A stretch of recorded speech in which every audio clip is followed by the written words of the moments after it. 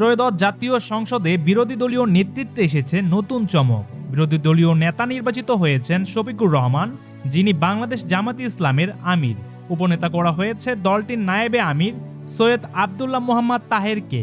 আর বিরোধী দলীয় chief whip হিসেবে দায়িত্ব পেয়েছেন নাহিদ ইসলাম, যিনি জাতীয় নাগরিক পার্টি বা এনসিবির আহ্বায়ক।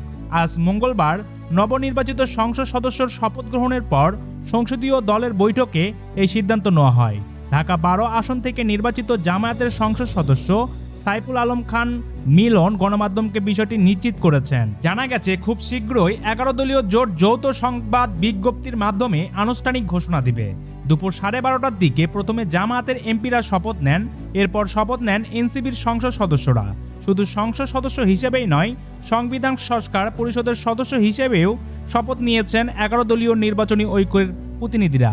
সম্মানিত ভিউয়ার্স, আপনার কাছে কি মনে হয় নতুন এই বিরোধী দলীয় নেতৃত্ব সংসদে কতটা শক্ত ভূমিকা রাখতে পারবে এবং সরকারের সঙ্গে কেমন হবে তাদের সম্পর্ক ও রাজনৈতিক অঙ্গনে নতুন সমীকরণ তৈরি হবে কিনা, সেটাই এখন দেখার বিষয়।